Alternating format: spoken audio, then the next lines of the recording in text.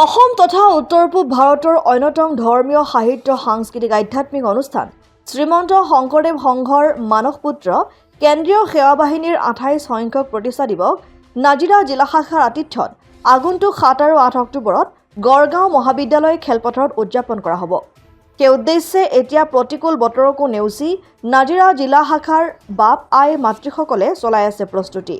প্ৰায় 5,000 ভকত বৈষ্ণৱক আদৰিবলৈ প্ৰস্তুতি চলাইছে নাজিৰা জিলা শাখাই।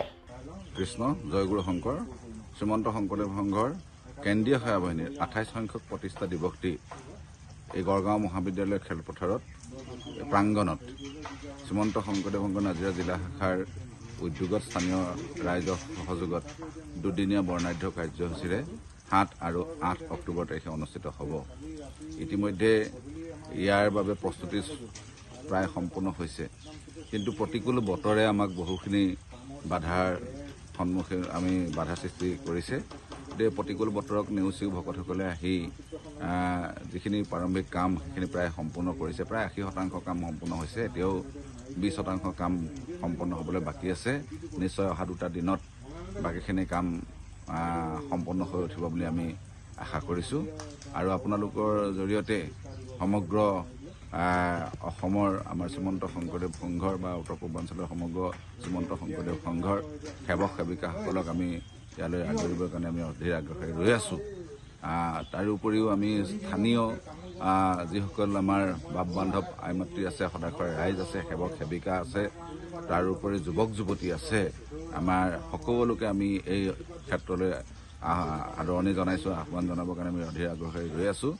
নিশ্চয় বতৰেও আমাক কিছু সকাহ দিব বুলি আমি আশাবাদী। গতিকে আমি এই মুহূৰ্তত আপোনালোকৰ জৰিয়তে এইখিনিকে আমি আগবঢ়াইছোঁ। কিমান ভকতৰ সমাগম হ'ব বুলি ভাবিছোঁ? ইয়াত আমি প্ৰায় 5,000 লোকৰ সমাগম হ'ব বুলি আমি আশা কৰিছোঁ।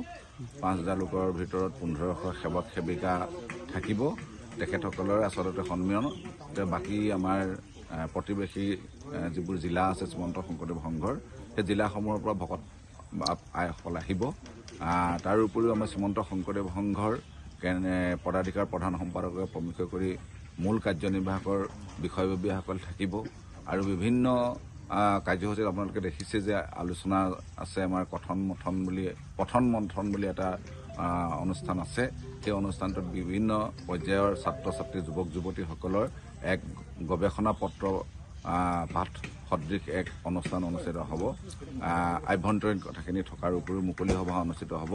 আৰু ইয়ালৈ কেবিনেট মন্ত্ৰী আমাৰ যোগেন মোহন দেৱেও অহাৰ প্ৰতিশ্ৰুতি দিছে। আমাৰ লোকসভাৰ বিৰোধী দলৰ দলপতি গৌৰৱ গগৈদেৱেও অহাৰ কথা আমাক জনাইছে।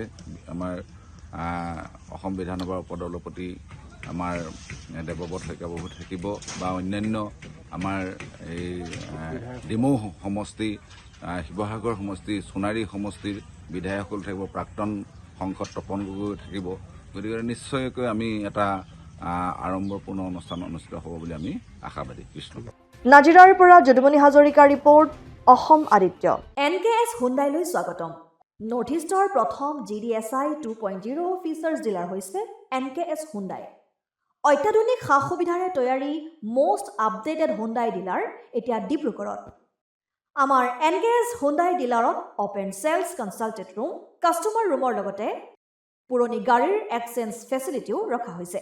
ইয়াত চেলছৰ লগতে ছাৰ্ভিচ ছেক্টৰৰ সুন্দৰ সুবিধা আছে। প্ৰয়োজনীয় সকলো এডভান্স টুলছ, হুইল বেলেন্সিং, এলাইনমেণ্টৰ অত্যাধুনিক machine, post hydraulic lift, fully trained men পাৱাৰৰ লগতে nitrogen gas filling facility, fully automatic car ৱাছৰ ফেচিলিটিও আছে।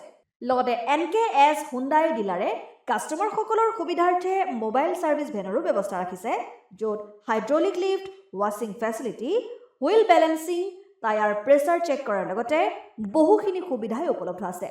NKS হুণ্ডাইলৈ আহক আৰু সুবিধাসমূহ গ্ৰহণ কৰক।